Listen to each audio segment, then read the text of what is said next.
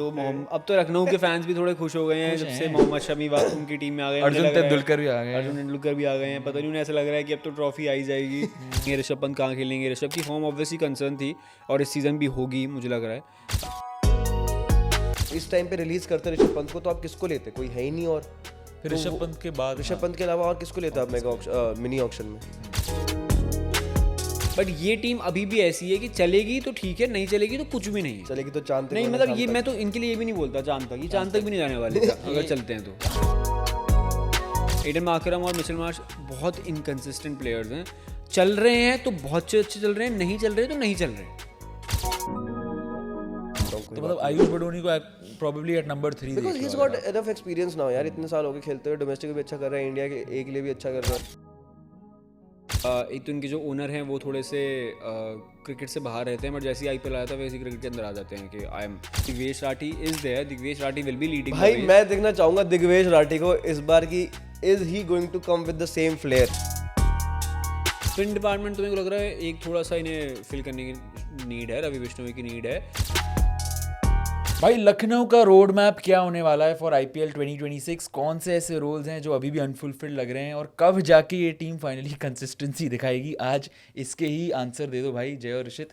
क्या लग रहा है यार ये लखनऊ की टीम आईपीएल 2026 रिटेंशन की विंडो देख के? अभी 4 ओवरसीज स्लॉट्स है भाई इनके पास। पहले तो मुस्कुराइए आप लखनऊ में मुस्कुराइए तो पेट डायलॉग होना चाहिए। जब आई थी यार। अब तो लखनऊ के फैंस भी थोड़े खुश हो गए हैं जब से मोहम्मद शमी उनकी टीम में आ गए। अर्जुन तेंदुलकर भी आ गए। अर्जुन तेंदुलकर भी आ गए हैं। पता नहीं उन्हें ऐसा लग रहा है कि अब तो ट्रॉफी आई जाएगी। बट उन्हें बताना पड़ेगा कि शमी 2025 के और शमी 2020-22 के अलग अलग थे। बहुत अलग बॉलर है वो जीजी भाई ने जब बोला था एक चीज़ कपिल शर्मा के शो पे कि जो दूल्हे की बात कर रहे थे, शामी की कह रहे थे कि बहुत सालों से ये घर नहीं आया वापस, दामाद या ऐसा कोई ना, ऐसा कुछ बोला था शामी के लिए। तो that is also one pointer that we have to look at कि भाई लखनऊ वाले इतने भी खुश ना हो, क्योंकि भाई फॉर्म का पता नहीं रहता कुछ। यार वैसे मैं बताऊं लास्ट ईयर भी हम डिस्कस कर रहे थे कि Lucknow won't be able to make into the playoffs and they will be in the bottom 10, bottom पे फिनिश करेगी। But luckily Nicholas Pooran proved out to be a good player at number 3। Then Mitchell Marsh and Markram की opening was solid. हमें पहले ये लग रहा था कि इनकी ओपनिंग स्लॉट्स क्या होने वाले हैं, कैसे खेलेंगे, ऋषभ पंत कहाँ खेलेंगे। ऋषभ की फॉर्म ऑब्वियसली कंसर्न थी और इस सीज़न भी होगी मुझे लग रहा है। But it was good to see Nicholas Pooran and these 3 top players prove out to be good. अभी भी मुझे लग रहा है कि लखनऊ शायद से बॉटम पे फिनिश करे, क्योंकि सब टीम के अगर हम कोर की बात करते हैं ना, इट्स सॉलिड कोर। हम सीएसके की बात कर लें, मुंबई की बात कर लें, हम आरआर की बात कर लें, हम एसआरएच की बात कर लें, हम डीसी की बात कर लें, हम नीचे जाके केकेआर चलो बना लेंगी टीम, उसकी बात कर लें। बट ये टीम अभी भी ऐसी है कि चलेगी तो ठीक है, नहीं चलेगी तो कुछ भी नहीं है। चलेगी तो चांद तक नहीं वरना मतलब शाम ये तक। मैं तो इनके लिए ये भी नहीं बोलता चांद तक, ये चांद तक भी नहीं जाने वाले अगर चलते हैं तो। अच्छा चलते हैं तो मतलब चलते भी शाम तक ही चलेंगे। चलते हैं कि नोएडा से दिल्ली पहुंच जाएंगे। इतना भी नहीं कि ऐसा चल जाए कि वहां तक पहुंच रहे जाए, थोड़ा सा चल जाएंगे। क्योंकि देखो आप, मैं सीधे बताऊं, अभी भी निकोलस पूरन कह रहा हूँ, एडन मार्करम और मिचेल मार्श बहुत इनकंसिस्टेंट प्लेयर्स हैं। चल रहे हैं तो बहुत अच्छे चल रहे हैं, नहीं चल रहे तो नहीं चल रहे। और मार्करम भी नहीं है। हाँ, रिलायबिलिटी नहीं है। देन नंबर 3 पे निकोलस पूरन की फॉर्म हमेशा एक कंसर्न रहती है, क्योंकि अभी वो इंटरनेशनल क्रिकेट इतना एक्टिवली नहीं खेल रहे हैं, लीग्स में भी उनके इतने खासे रन नहीं आए हैं। ठीक है, निकोलस पूरन का ये दिक्कत है।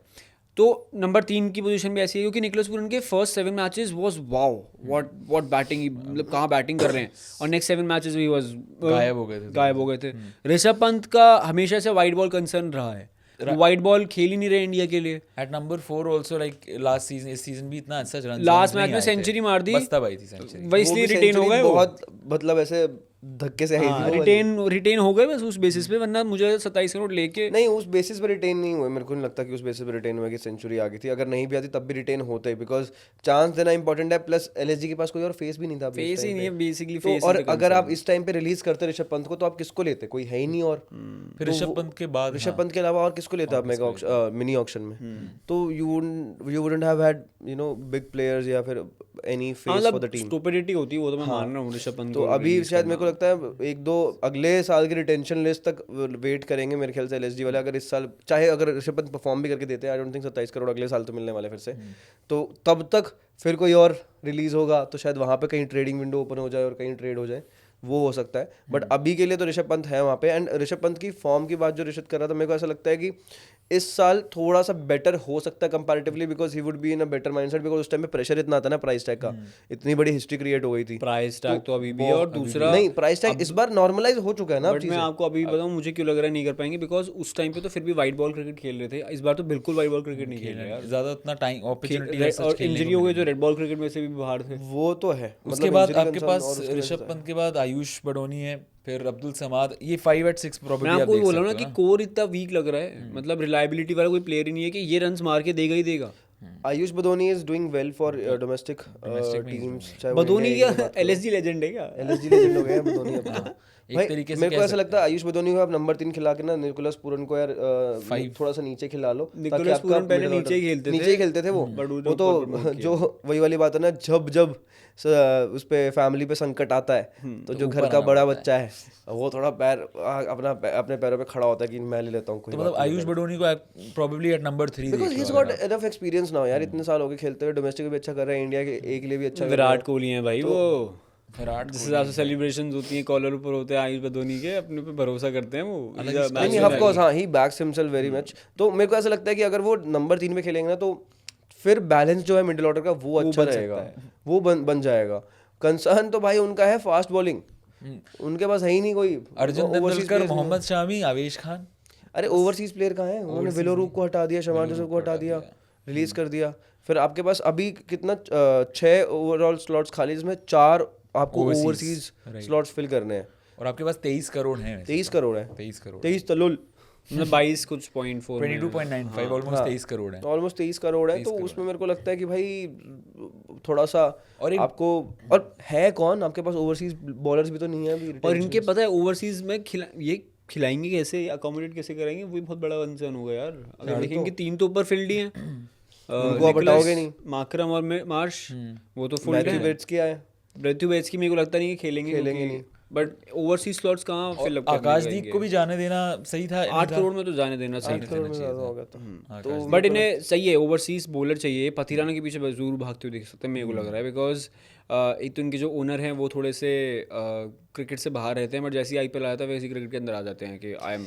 अभी मैंने केएल राहुल का पॉडकास्ट भी देखा था, इनडायरेक्ट डिग्स लिए जा रहे थे वहाँ पे, मैं भी अभी वही देख रहा था। इनडायरेक्ट डिग्स मतलब बेसिकली यही कि कोई बाहर का बंदा या कोई बिजनेस बंदा मुझे आके कैसे बता सकता है कि मेरे को क्रिकेट कैसे चलाना है।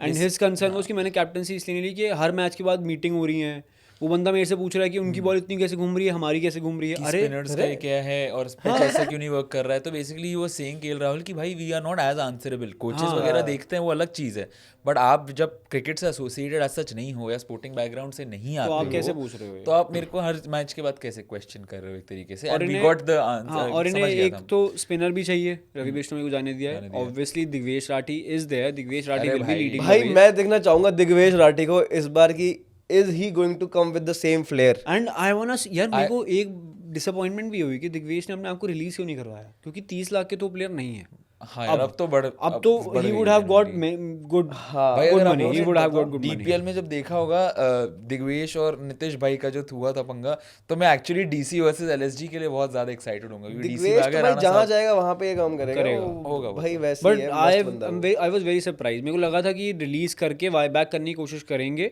बट 30 लाख का तो प्लेयर नहीं है इस टाइम पे दिग्वेश। बट यार फिर वो वाली बात है कि आपको थोड़ा सा बैकिंग मिल रही है कहीं से, तो विद टाइम उसका फ्रूट मिलेगा। Rinku Singh has been the prime example of that, ये बात भी है। तो फ्रूट मिल जाएगा आज नहीं तो कल। अभी इंपॉर्टेंट क्या है कि एक सीजन हुआ है, 1 सीजन वंडर्स बनना नहीं चाहोगे आप, बहुत सारे आते हैं। अगर आपने सेम फ्रेंचाइज में 2-3 साल निकाल के अच्छा परफॉर्म करके दे दिया, तो डीपीएल में पिटाई हुई है इनकी, डीपीएल में पिटाई होगी और आपको कॉन्स्टेंटली इवॉल्व करता रहना पड़ेगा। बिकॉज पहले के टाइम में इतना क्रिकेट नहीं होता था, क्रिकेट इतना ज़्यादा होता है कि आप पढ़े जा सकते हो आराम से, एनालिस्ट बैठे हैं, टेक्नोलॉजी है, आपको रीड करने के लिए, आपको आपकी गेंदबाजी का तोड़ निकालने के लिए बहुत आसानी से मतलब रास्ते निकल जाएंगे। तो आपको with time every day you have to evolve, and Digvesh Rathi is sort of that personality जो बहुत मेहनत करता है अपने ऊपर। He would be the first to grab the ball and would be the last one to get out of the nets. तो वो बंदा बहुत प्रैक्टिस करता है इन चीज़ों की, वेरिएशंस की, क्या अलग कर सकता हूँ।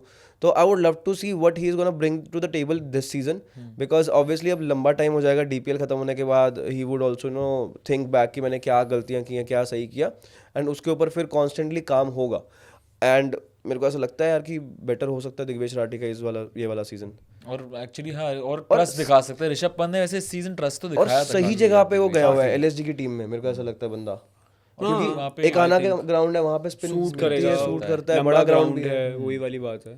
वैसे टीम ने रवि बिश्नोई के ऊपर आपको खिलाया है भाई, जो इंडिया प्लेयर है। इंडिया का नंबर 1 T20 बॉलर था वो रवि बिश्नोई एक टाइम पे। तो और उसमें में काफी ट्रस्ट दिखाया है बेसिकली दिग्वेश राठी को इस टाइम पे। इस बार भी सीजन स्पिन डिपार्टमेंट तो मेरे को लग रहा है एक थोड़ा सा इन्हें फिल करने की नीड है, रवि बिश्नोई की नीड है।